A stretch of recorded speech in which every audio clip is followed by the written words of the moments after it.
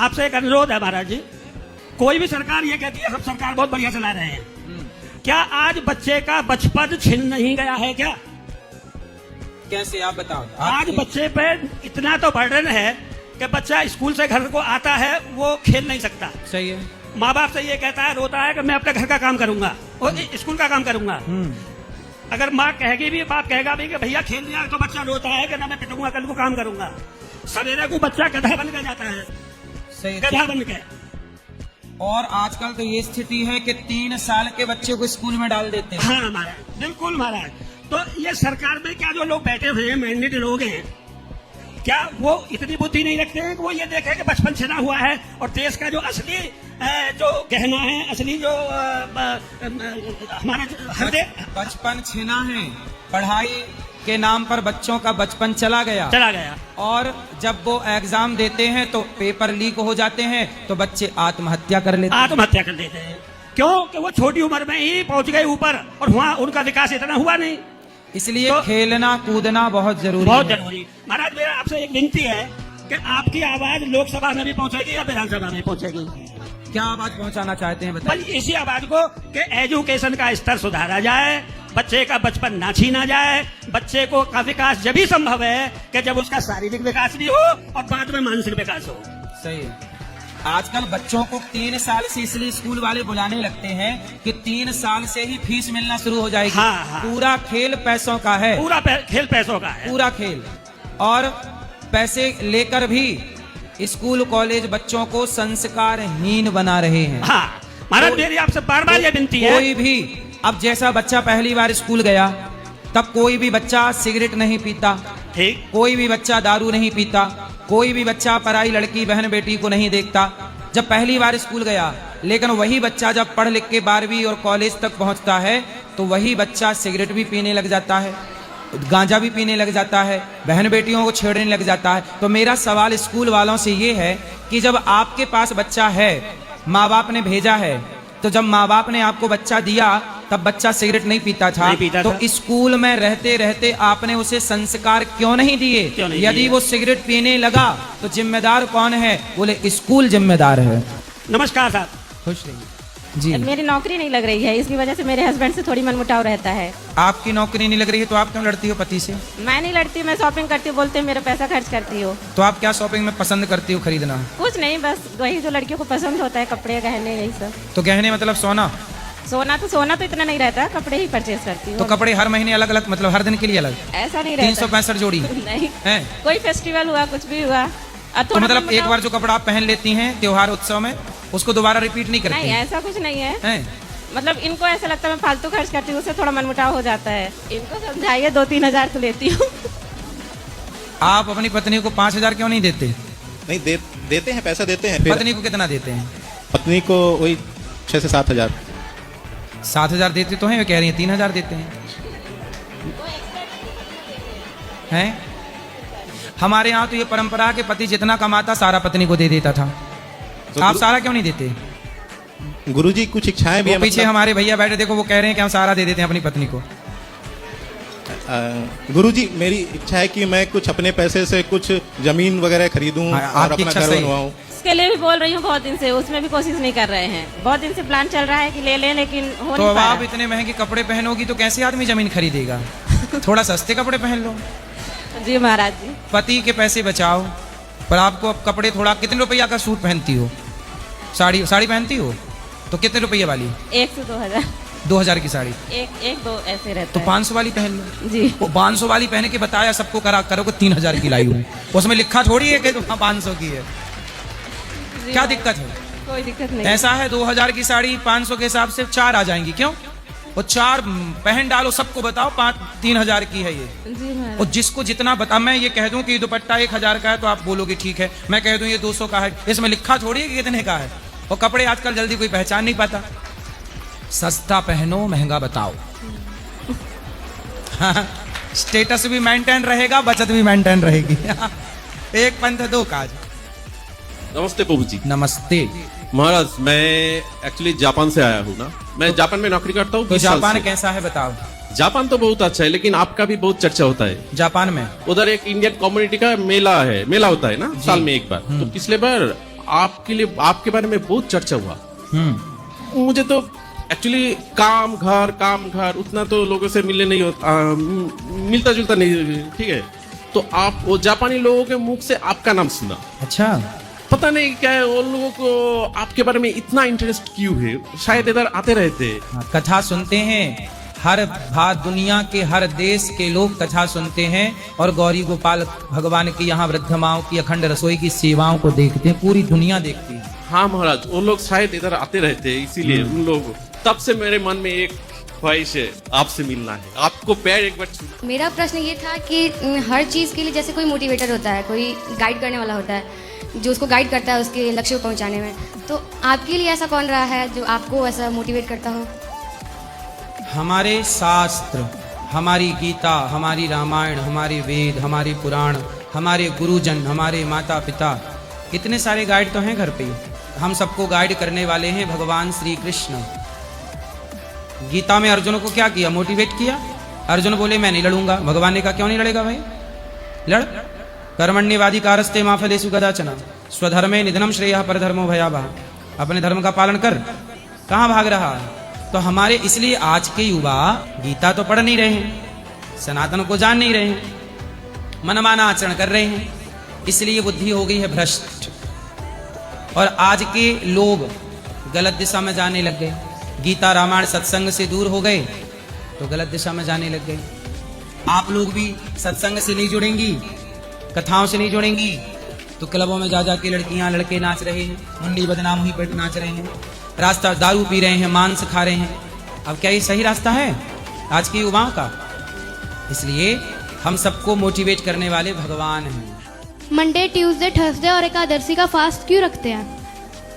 भाई एकादशी तो व्रतों में श्रेष्ठ है, इसलिए रखते हैं। अब जैसे दिन होते हैं, सोमवार को भगवान शिव का दिन कहा जाता है, मंगलवार को हनुमान जी का दिन कहा जाता है, तो हर देवताओं के नाम से एक एक दिन को निर्धारित किया गया है। तो जो जिस का उपासक होता है वो अपने परमात्मा को, अपने ईश्वर को खुश करने के लिए, उसकी प्रसन्नता के लिए वो व्रत करता है। जबकि व्रत का अर्थ है उपवास। उप मतलब कहते हैं समीप, वास मतलब रहना, मतलब भगवान के करीब जाने का नाम उपवास है, ठीक है। हाँ, व्रत का मतलब होता है संकल्प। आज से मैं संकल्प लेता हूँ, व्रत लेता हूँ कि मैं निंदा नहीं करूँगा, चुगली नहीं करूँगा, झूठ नहीं बोलूँगा, ये व्रत होते हैं। लेकिन लोगों को लगता है कि रोटी नहीं खाएंगे वही व्रत है। रोटी ना खाने का नाम व्रत नहीं है, निंदा चुगली छल कपट बुराइयों का त्याग करने का नाम व्रत है। महाराज जी, मेरे एक परंपरा चल रहा है घर में, हर 5 साल में 7 जीव की हत्या किया जाता है प्रभु जी। अब जब से हम आपसे जुड़े ये सब छोड़ना चाहते हैं, लेकिन समाज का दबाव है, माता का कहना है कि नहीं, अब तो सबका बात मानना पड़ेगा प्रभु जी। भाई किसी की हत्या क्यों करना है? प्रभु जी कहना है कि हमारे समाज की रक्षा करता है 5 जीव 7 जीव प्रभु जी। कौन किस किस की हत्या होती है? प्रभु जी पूरे समाज मिलके बकरा है, मुर्गा है, अंडा है, कबूतर है, ऐसे करके 7 जीव प्रभु जी होता है, हर 5 वर्ष में दिया जाता है। माँ इस सवाल को देके आपके पास भेजी है, उन्होंने बोला कि आपसे पूछ। नहीं, जीव हत्या गलत है, वो कर रहे हैं, वो अलग विषय है, पर गलत है ये। वो तो प्रभु जी पता है, आप इसे कैसे बंद किया जाए? अगर आप जैसे युवा जागें और आप जैसे युवाओं को बंद करना चाहिए। प्रभु हमारे जितने भी दोस्त मित्र हैं सब शराबी हैं, सभी मांसाहारी है प्रभु। नहीं, हमें तो, मैं भी उसी तरह था। आए हैं आपके मित्रों को लाए हो? नहीं प्रभु जी, आप लाना। एक आया प्रभु जी, वो तो आपके सत्संग सुनते थे, उनसे हम भी सुनना शुरू किए, बदलाव को लाना, हम समझाएंगे, ठीक होगा। लेकिन प्रभु जी कुछ आप ऐसा बोल दीजिए जिससे हो सकता है समाज में बदलाव आ जाए इसकी वजह से। भाई बदलाव के लिए तो हम हमेशा यही कहते हैं कि किसी जीव की हत्या, कोई भी माँ, कोई भी मंदिर में बैठा देवता, बैठे भगवान ये नहीं कहते कि आप मार करके किसी की हत्या करो। भाई भगवान के लिए तो सब बच्चे हैं, भगवान क्यों कहेंगे किसी को मार डालो? नहीं प्रभु जी, वो परंपरा वर्षों से चली आ रही है। परंपरा तो नंद बाबा के यहाँ भी थी, इंद्र की पूजा करने की जी, पर भगवान कृष्ण ने उस गलत परंपरा को बंद कराई और गिरिराज जी की पूजा शुरू कराई। तो नंद बाबा के यहाँ भी गलत परंपराएं थी, तो भगवान ने उन्हें ठीक करी। तो आपके यहाँ जो गलत परंपराएं उन्हें ठीक कर लीजिए। प्रभु आप कुछ ऐसा शब्द कहिए जिनसे हो सकता है समाज में परिवर्तन आ जाए। मैं इनको अगर गलत परंपराओं को भगवान ने बंद किया है तो हमें भी बंद करना चाहिए। कोई भी देवी देवता जीव हत्या की इजाजत नहीं देते, सनातन भी नहीं देता इजाजत, नहीं करनी चाहिए। खुश रहिए। प्रभु जी एक और सवाल है, मेरे बड़े भैया मांसाहार करते हैं और शराब भी पीते हैं, उनका कहना है कि सब कुछ छोड़ सकते हैं लेकिन मांसाहार और शराब नहीं छोड़ेंगे, तो उनके लिए 2 शब्द आप कुछ बोलिए। उनको ले आना, बात करेंगे। श्री बस बाबा। हमने आपके लिए एक भजन लिखा है गुरु जी। बोलो। जय वृंदावन धाम, जय गौरी गोपाल, जय वृंदावन धाम, जय गौरी गोपाल। जग में निराली शान आपकी, जग में ऊंचा नाम। जय वृंदावन धाम, जय गौरी गोपाल। जब डूब गई थी नाव मेरी मझधार में, और ठुकरा दिया था मुझको इस संसार ने। झोली फैला कर आई थी दरबार में, हृदय से लगाया बाके बिहारी सरकार ने। भगवन गुरुवर भव से उबारा है, आपने संवारा है, आपको समर्पित जीवन हमारा है। गुरुदेव मेरे गुरुदेव, चरणों से लगाए रखना हम पे कृपा बनाए रखना।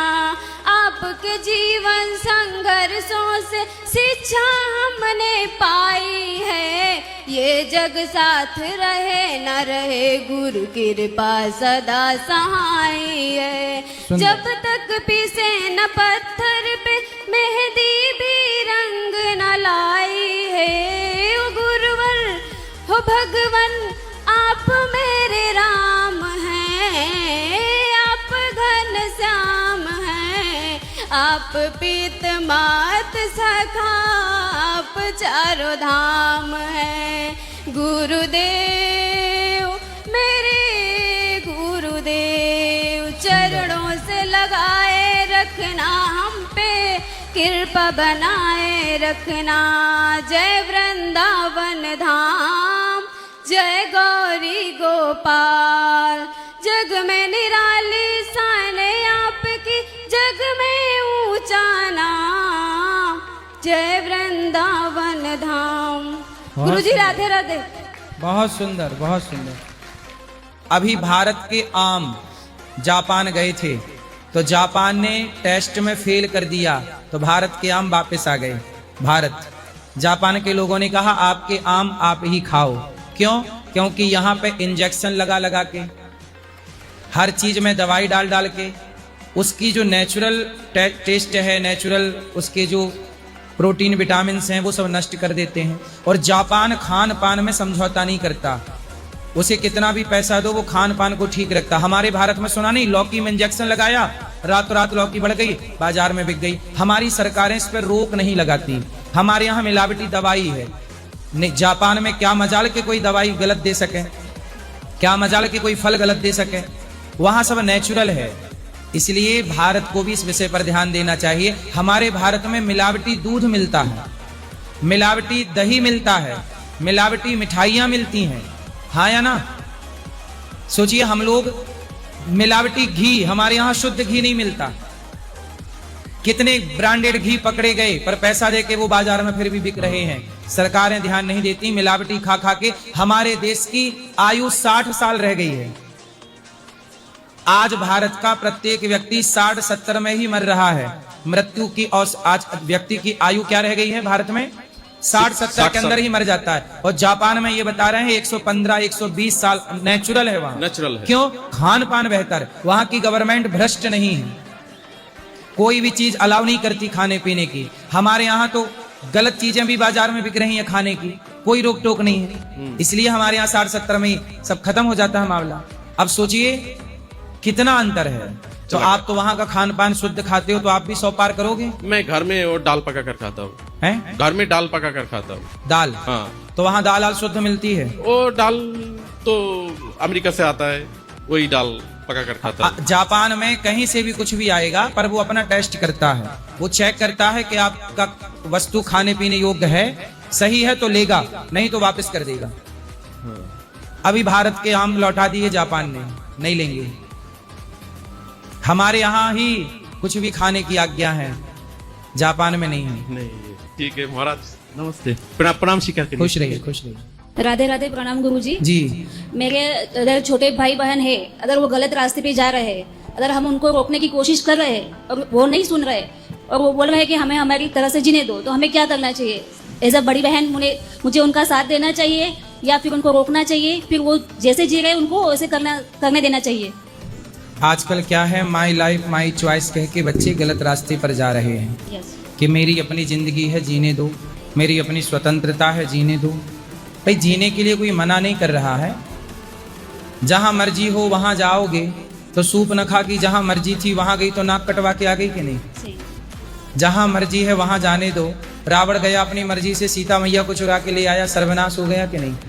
तो अपने छोटे भाई बहनों को समझाना कि बेटा अपनी मर्जी ही नहीं चलती, जहां जा रहे हो क्या वहां जाना सही है, ये भी तो विचार करना पड़ेगा। जो कर रहे हो क्या वो करना सही है? अब मेरी मर्जी मैं कुछ भी करूं नहीं, यदि आपकी मर्जी है कुछ भी करो तो क्या किसी को मार डालोगे तो जेल चले जाओगे। इसलिए अपनी मर्जी से सब कुछ नहीं होता, कुछ कानून के हिसाब से होता है, हमें किसी को मारने का अधिकार नहीं है। ऐसे धर्म भी कहता है कि धर्म से चलो, अधर्म से चलोगे तो यहाँ की अदालत से बच भी जाओगे, ईश्वर की अदालत से कैसे बचोगे? दो अदालतें हैं, यहाँ की भी और वहाँ की भी। आजकल जैसे लोग लिव इन में रहना चाह रहे हैं, बोले हमारी जिंदगी कैसे भी जिए। अरे क्यों अपना चरित्र बिगाड़ रहे हो? क्यों? किसी हमारे सनातन में विवाह की परंपरा है, हमारा जीवन मर्यादामय होना चाहिए। आजकल माई लाइफ माई चॉइस कह कह के लोग अमर्यादित हो रहे हैं, कुत्ता बिल्लियों की तरह चरित्रहीन बन के घूम रहे हैं और अपने को कह रहे हैं कि हम बहुत एजुकेटेड हैं, पढ़े लिखे हैं। यदि आपकी शिक्षा का अर्थ ही चरित्रहीन होना है तो धिक्कार है ऐसी शिक्षा को, जो शिक्षा आपको चरित्रहीन बनाए। राम की शिक्षा ने राम को चरित्रवान बनाया है। वही शिक्षा है जो आपके चरित्र को मजबूत करे, जो आपके चरित्र को कमजोर कर दे वो काय बात की शिक्षा? जो आपको सच्चा बनाए वही शिक्षा सही है, जो आपको झूठा बना दे, झूठ बोलने के लिए विवश कर दे वो काय बात की शिक्षा? लेकिन आज के भारत में, आज के समाज में सच की शिक्षा कम है, झूठ की शिक्षा ज्यादा है। चरित्रवान की शिक्षा कम है, चरित्रहीनता की शिक्षा ज्यादा है। ये दोष इस देश में अब हवा ही ऐसी चल रही है, किसको दोष देंगे? बढ़ता हुआ कलयुग है, कलयुग जब बढ़ेगा तो ऐसे ही विचार होंगे। इसलिए आप बहन हैं, समझाती रहो, हम भी समझाते रहें। इसलिए आप माँ बाप की परम जिम्मेदारी है बच्चों के लिए, कोई भी चीज कहीं भी ना छोड़ें, ठीक है? अच्छा ये बताओ, छोटा बच्चा होता है, कोई खिलौना दे दो उसको तो वो मुंह पे डालता है ना? अब कोई उस खिलौने में जहर लगा दे और मुंह में डाले वो, तो किसकी गलती? उस बच्चे की गलती है? ऐसे ही बच्चों की क्या गलती है? आपने ही जहर फैलाया है चारों ओर, इस तरफ जाए तो मोबाइल, उस तरफ जाए तो मोबाइल, तो आपने फैला रखा है आपके घर में आपकी माँ। तो आपकी माँ को समझाना कि माँ अपना मोबाइल अपने पास रखा करो, कहीं भी ना फेंका करो। मोबाइल नहीं चलाओगे ना अब? नो। पड़ा है तो पड़े रहने देना, और अपनी माँ को बोलना संभाल के रखा करे मोबाइल, ठीक है? और माँ की सेवा करते हो? हाँ। माँ की बात मानते हो? हाँ। बात माना करो। कहाँ आपकी माँ? ठीक है, खुश रहो। चलो राधे राधे। तुम घुस जाती हो मैया। ये बताओ कि वो लड़की से आप शादी करोगे कि केवल टाइम पास चल रहा है? नहीं, ऐसा कुछ नहीं है। क्या चल रहा है? कुछ नहीं। तो आप प्यार करते हो उस लड़की से? करते हो तो बताओ हाँ, नहीं करते तो बोल दो ना। एक ही बात है, बताओ करते हो प्यार? ऐसा कुछ है नहीं है? अब नहीं करता बात में। अब नहीं करते, पहले करते थे। तो क्यों? पहले प्यार था, अब प्यार कहाँ चला गया? कितने दिन का प्यार था? ये पता नहीं अभी मेरे को। अरे 2 साल पहले मिली कि 1 साल पहले मिली कि 2 महीने? 1 साल पहले से है जी। तो बेटा ये लड़की वड़की के चक्कर में ना पड़ो, 18 साल के हो, मन लगा के पढ़ो, है ना? पढ़ लिख के योग्य हो जाओगे तो लड़कियों की तो लाइन लगी ही रहेगी, ब्याह कर लेना अच्छे से। अभी पढ़ लो। गांजा पीते हो? नहीं पीते। और सिगरेट खाओ, माँ कसम नहीं पीते सिगरेट? नहीं पीते। सिगरेट नहीं पीते? और गांजा छोड़ दिया। छोड़? कब छोड़े?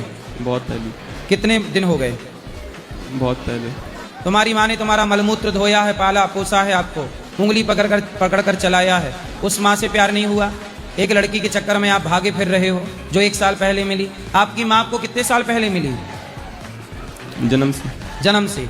तो आपको माँ से प्यार नहीं हुआ, उस लड़की से प्यार हो गया जो 1 साल पहले मिली, है ना? वो लड़की आज आपसे प्यार कर रही है, कल किसी और से प्यार करेगी, फिर किसी और से प्यार करेगी। इसलिए चक्कर में ना पड़ो बेटा, यार प्यार के चक्कर में। ये प्यार व्यार सबसे बड़ा धोखा है। कोई किसी से प्यार नहीं करता, कोई आपसे प्यार क्यों करेगा? पक्का वादा करो कि आज से किसी लड़की और नशा के चक्कर में नहीं पड़ोगे। पक्का वादा करो। वादा करता हूँ। माँ कसम खा के बोलो कि अब किसी लड़की के चक्कर में ना पड़ के, किसी नशा के चक्कर में ना पड़कर सिर्फ पढ़ाई करोगे। माँ कसम खा के कह रहा हूँ कि मैं किसी लड़की या नशा के चक्कर में नहीं पड़ूंगा। पढ़ाई करूंगा, पढ़ लिख के अपने परिवार का नाम रोशन करूंगा। पढ़ लिख के अपने परिवार का नाम करोगे ना? मेरा क्वेश्चन ये है आपसे कि जो अनाथ आश्रम रहते हैं उसमें जो लड़कियां रहती हैं उनकी तो एक उम्र हो जाती है तो वो शादी हो जाती है उनकी, तो उनको तो ससुराल मिल जाता है, लेकिन जो लड़के रहते हैं वो 15 साल के बाद आश्रम से निकाल दिए जाते हैं। तो 15 साल की उम्र में उनकी उतनी पढ़ाई तो हो नहीं पाती है, 10वीं या 12वीं ही कर पाते हैं, तो उनका क्या फ्यूचर है? हाँ, उनको भी पूरा पढ़ा लिखा के योग्य बना के निकालना चाहिए। हाँ, नहीं, लेकिन ऐसा नहीं होता है। पर ऐसा होना चाहिए। आपके जरिए से आप कुछ ऐसा बोलो कि जहाँ जहाँ ये आश्रम है, क्योंकि मेरे सामने ही है एक ऐसा आश्रम जहाँ 15 साल की उम्र के बाद बच्चा बाहर निकाल दिया जाता है, पढ़ाई तो नहीं हो पाती। उसके बाद ये भी है कि 15 साल में उनको क्या जॉब मिलेगी? सही है, क्योंकि 18 के पहले जॉब भी नहीं मिलती है। और सही, 18 तक तो रखा जाए कम से कम। हाँ, और 15 के बच्चों में इतनी अकल नहीं आती है कि वो कमाने लगे। सही है, सही है। तो उनका क्या फ्यूचर है गुरुजी? कुछ ऐसा आप तो कहाँ है ये? अनाथ आश्रम है? हाँ सर, हाँ गुरुजी। कहाँ के? मैं सागर MP से आई हूँ, शैली जैन नाम है मेरा। कितने बच्चे हैं वहाँ? होंगे 200, लगभग 150-200 बच्चे। तो वहाँ से 15 के बाद लड़कों को निकाल दिया जाता है, तो उनका कोई भविष्य नहीं, क्योंकि पेरेंट्स तो उनके वैसे भी नहीं रहते हैं। सही कह रहे हैं। तो चिंता ना करिए, आगे आने वाले टाइम कुछ ऐसा बोलिए गुरुजी कि जिससे उन तक आवाज जाए आपकी, और वो ऐसा ना करें। सही कहा आपने, 15 साल के बच्चों को नहीं निकालना चाहिए, कम से कम 18 के हो जाएं और वो थोड़ा सेल्फ डिपेंड हो जाएं तब निकालना चाहिए। सही है। हम केदारनाथ यात्रा करते हैं, उस दौरान लोग घोड़े पे बैठ के यात्रा करते हैं ताकि उनको आराम से ऊपर चढ़ सकते। वो तकलीफ घोड़े को होती है, तो फिर वो उनका कर्म है या फिर उनको फल मिलेगा या उनको सजा मिलेगी? किसको? मतलब इंसान को जो घोड़े पे बैठ के केदारनाथ की यात्रा करते हैं। तो आपके हिसाब से फिर झांसी की रानी को घोड़े पर नहीं बैठना चाहिए था? मैं ये नहीं बोली, वो झांसी की रानी की लड़ाई अलग थी, वो हमारे पक्ष में थी। अभी घोड़ा ऐसा है कि घोड़ा ईश्वर का बनाया एक वाहन है। हाँ, अभी आपने बोला, लेकिन किसी को कष्ट नहीं होना चाहिए, ये बात सत्य है। सत्य। परंतु घोड़ा, खच्चर, गधा ये बने ही, अच्छा जो लोग इनको रखते हैं वो लोग समय से इनको खाना पीना दें, समय से इनकी केयर करें, समय से भोजन दें, जब जवान है तो काम कराएं, बुढ़ा हो जाए तो रिटायर कर दें। अब ये लोग क्या करते हैं, पैसों के लालच में बूढ़े बूढ़े घोड़ा और खच्चर को भी काम पे लगाए रहते हैं। बूढ़े को नहीं, जवान से काम लीजिए। यदि जवान घोड़ा है, जवान खच्चर है तो काम लीजिए, पर बुढ़ा हो गया समय से उसको खान पान दीजिए। तो आप ख्याल नहीं रखेंगे, केवल काम कराएंगे, पैसा कमाएंगे उससे, तो फिर वो पाप है। नहीं, जैसे वो पाप उसको लगेगा जो उसका मालिक है। हाँ, तो हमारे को पाप नहीं लगे, हम अगर खच्चर से यात्रा करें, केदारनाथ की यात्रा की, इसलिए कहते हैं जब हाथ पांव सलामत हो, ठीक ठाक हो, तभी तीर्थ यात्रा कर लेनी चाहिए। खच्चर के भरोसे नहीं रहना चाहिए। आज का जो भी जनरेशन है, यंग लोग है, वो भी खच्चर पे जा रहे, तो फिर अब वो गलत है। वो गलत है, हाँ यही। अब वो जबरदस्ती गधे पे, एक गधा दूसरे गधे पे बैठ जाए, हाँ वही, तो वो कैसे सही है? हाँ, वो गधा ही है जिसके पांव ठीक ठाक है फिर भी बैठा है, तो वो गधे पे गधा है। गुरु जी राधे राधे। हाँ जी। मेरा प्रश्न यही है, 2022 में आपसे गुरु दीक्षा लिए थे, और तिलक आपके बताए के अनुसार जब करके निकलते हैं तो जैसे लगता है जो कोई आतंकवादी नहीं आ गया, उसे हम लोग को सब लोग देखते हैं और उल्टा उल्टा बात हम लोग को बोलते हैं। आपको उल्टा बोलता है? हाँ। कौन? वो गांव का आदमी जो भी जिसके बाजू में खड़ा होता है वही कहता है पंडित बन गया है, तो ऐसे बन गया वैसे बन गया है। तो उनसे बोल दो कि हम पंडित बन गए हैं, तुम रावण बन जाओ, कंस बन जाओ। ठीक है भाई, गुरुजी। अच्छा बनना बुरा है क्या?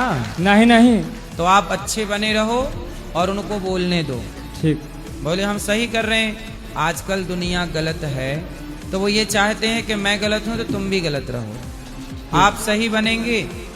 अब जैसे कोई शराब नहीं पीता तो शराब पीने वाले ना शराब ना पीने वाले को कहेंगे यार क्या है तेरा जीवन है, मतलब उसे बिल्कुल अनपढ़ गवार जाहिल समझेंगे, तू कुछ नहीं जानता। जबकि खुद गधे हैं, पैसा भी बर्बाद कर रहे हैं और फोकट का कैंसर ला रहे हैं शराब पी के, बीमारियां हो जाती हैं। गुटखा खा रहे हैं, कैंसर हो गया, बाद में रो रहे हैं। तो ये मूर्ख हैं। लेकिन अब इन मूर्खों को समझाए कौन? गुरुजी, इस गुरु दीक्षा ले लिया है लेकिन ये माला नहीं करता। बेटा पढ़ाई करो आप, मन लगा के पढ़ना, और पढ़ते हुए थोड़ा भगवान का स्मरण कर लेना, ठीक है।